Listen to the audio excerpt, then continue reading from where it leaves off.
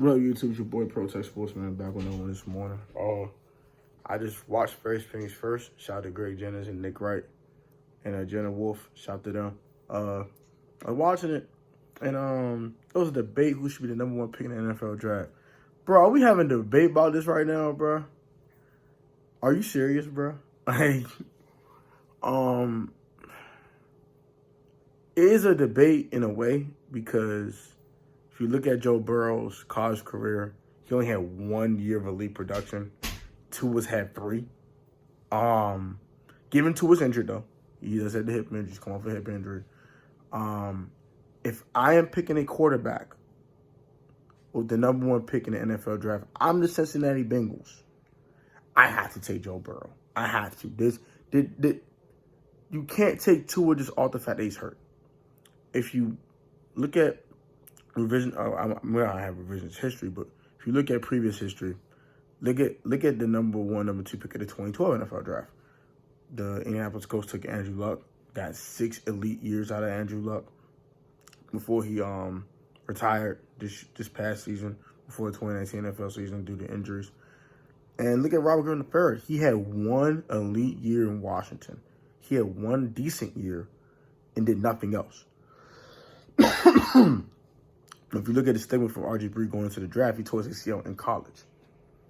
And you see how that went. He tore his ACL in the NFL, never was the same.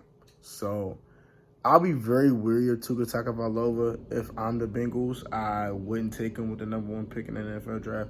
But I do think Tua is a better talent. Don't get it wrong. Burrow is a good talent. I think Burrow could be good in this league, but he's only had 1 elite college production year. The 1 Heisman Trophy is the only year we saw elite production on Joe Burrow. And Joe Burrow had everything around. He had the receivers, he had the offensive line, he had the running game, he had everything.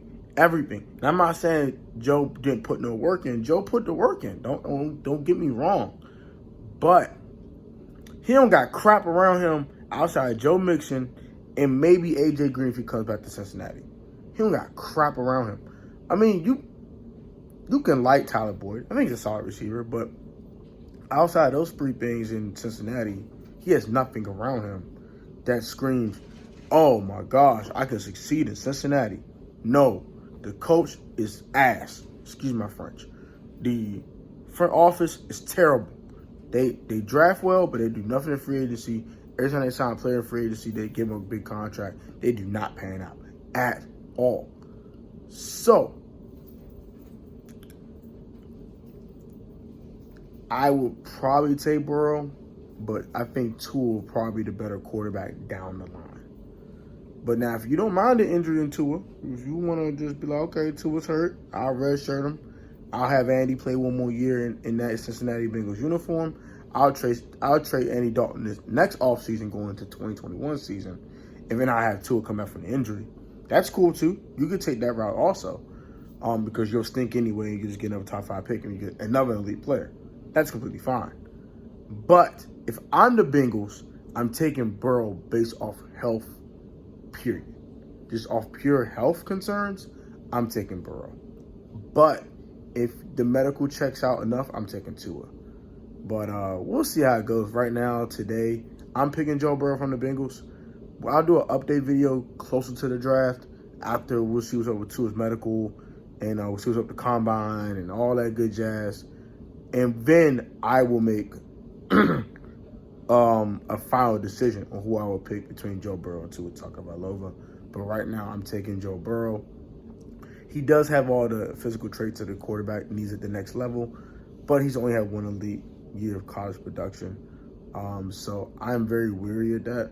I'm not a big fan of someone having 1 productive year, and that's the year you declare for the NFL draft. Kind of skeptical about that. As for Tua, we've seen Tua win national championships. We've seen Tua make big plays when it's time to make big plays. We've seen Tua be incredible, carry his team, be the driving force. So off that alone, I think Tua is going to be a better quarterback when we look at this in 2025. But for the Bengals, if you want the best quarterback available it's got to be Joe Burrow based off health. So that's my opinion on that. Thank you guys for watching the video. Comment your thoughts down below. Who would you take between Tua Tagovailoa or Joe Burrow?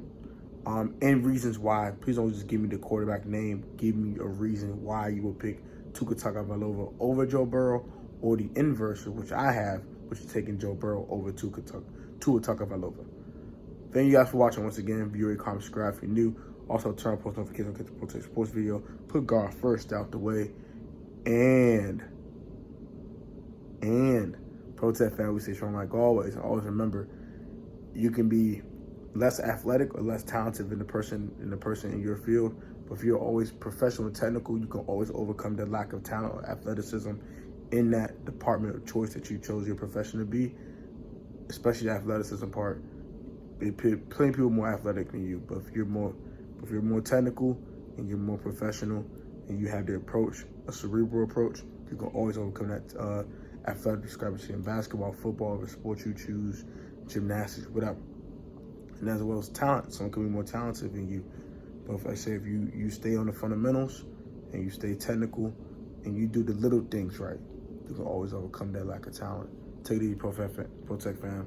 Stay strong like always. Have a great one, man. Peace. Hey, Tua Mania going crazy right now. But Joe the man. Remember that. Peace, guys.